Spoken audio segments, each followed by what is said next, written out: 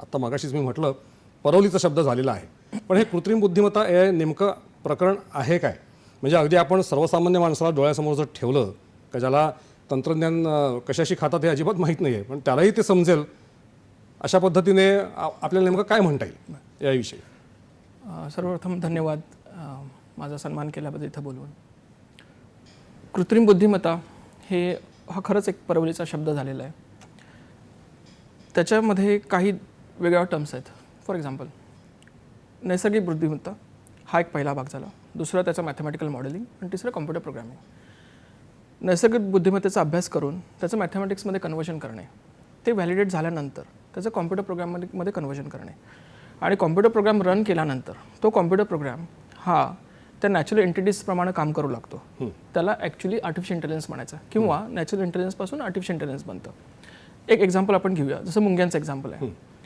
मुंग्यांचं एक वारूळ असं समजूया आपण एका कोपऱ्यामध्ये, आणि एका कोपऱ्यामध्ये आपण असं समजू की त्यांचं काहीतरी फूड सोर्स आहे किंवा काहीतरी मुंग्या, काहीतरी साखरचं काहीतरी क्यूब्स पडलेत वगैरे वगैरे. बरोबर. या मुंग्या जेव्हा वारूळातून बाहेर पडतात त्या रँडमली सर्च करायला लागतात, त्यांना कुठली डिरेक्शन नसते. पण सर्च करताना किंवा शोध घेताना, अन्नाचा शोध घेताना त्या फेरोमोन सोडतात. हे केमिकल असतं, ते इव्हॅपोरेट होतं विथ रिस्पेक्ट टू टाईम. जसं टाईम प्रोग्रेस होतं तसं ते इव्हॅपोरेट होतं.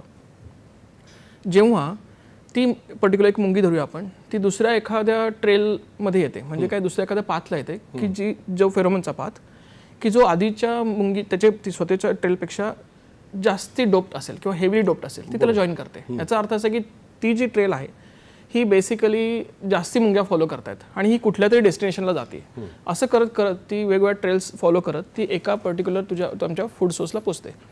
प्रत्येक मुंगी अँट तिथल्या फूड सोर्समधल्या क्वालिटी आणि क्वांटिटीचा विचार करते आणि परत जाताना, वरवळकडे परत जाताना क्वांटिटी किती चांगली आहे, क्वालिटी किती जास्त चांगली आहे ह्याच्याप्रमाणे ती फेरोमोन सोडत जाते. त्यामुळे तो ट्रेल अजून जास्त हेवी डोप्ड होतो.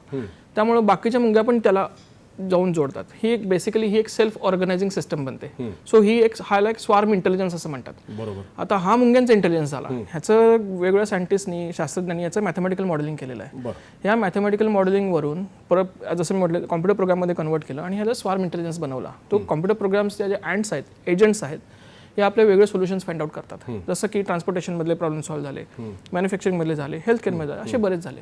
ह्या बेसिकली कृत्रिम बुद्धिमत्ता असं म्हणतात की ज्याचं कनेक्शन डिरेक्टली नेचरशी आहे. अगदी फार छान तुम्ही उदाहरण दिलं सर. पण आता आपण सध्या बघतोय कृत्रिम बुद्धिमत्ता, पण मला वाटतं गेले 10 वर्ष म्हणजे दशकभरामध्ये कृत्रिम बुद्धिमत्ता ही संकल्पना विकसित होत आलेली आहे. त्यांचा प्रवास सुरू आहे एकंदर विकासाचा. तर ह्याच्यातले महत्त्वाचे टप्पे आपल्याला काय सांगता येतील? कसं आहे की अल्गोरिदम हे खूप पूर्वीपासून बनत आहेत, पण जेनेटिक अल्गोरिदम्स घ्या, अँड कॉलनी ऑप्टिमायझेशन घ्या, बरोबर, किंवा मुंग्यांवरून बनलेले, अगदी काजव्यांपासून बनलेले आहेत. मी स्वतः गुगल गाईंवरती बनवलेले आहेत. अच्छा. तर हे जे अल्गोरिदम्स आहेत हे बनवले हे साध्या PC वरती, म्हणजे तुमचा P4 घ्या, तुमचे अगदी कोर टू डिओ घ्या, ह्या सगळ्यावरती हे व्यवस्थित रन होतात. हे आधी काही लिमिटेड स्वरूपाचे प्रॉब्लेम सॉल्व्ह करू शकत होते. पण गेल्या एक 10 वर्षामध्ये, 10 वर्ष म्हणण्यापेक्षा आपण एक 5 वर्ष पिरियड घेऊयात, ज्याच्यामध्ये कॉम्प्युटिंग पॉवर खूप स्वस्त झाली आणि खूप इझिली अवेलेबल व्हायला लागली. त्याचा साईज पण कमी झाला, GPU आले.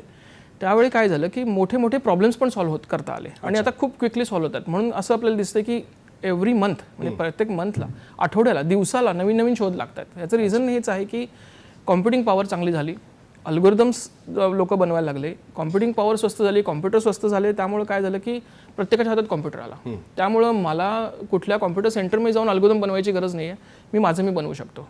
तसंच डेटा सेंटर्स जसे पूर्वी खूप कमी होते, आता डेटा सेंटर्स बरे झाले. भारतामध्ये त्याची संख्या 500च्या पेक्षा जास्त नाही आहे, 4000ची गरज आहे, पण जगभरात आहेत. जसं ॲमेझॉन वेब सर्व्हिसेस आले किंवा तुमच्या अजून बाकीचे पण क्लाउड कम्प्युटिंग आलं. ह्याच्यामुळं कसं झालं की माझ्याकडे स्पेस अवेलेबल झाली, माझ्याकडे डेटा भरपूर आहे. त्याच्यामुळं काय झालं की रिसर्चचा फ्लो खूप वाढलेला आहे, सोल्युशन्स चांगले निघत आहेत. त्यामुळे गेल्या 10 वर्षामध्ये स्पीड खूप वाढलेला आहे, हे असं आपल्याला म्हणता येईल. अगदी पूर्वी ChatGPT होतं, आता सुद्धा आहे.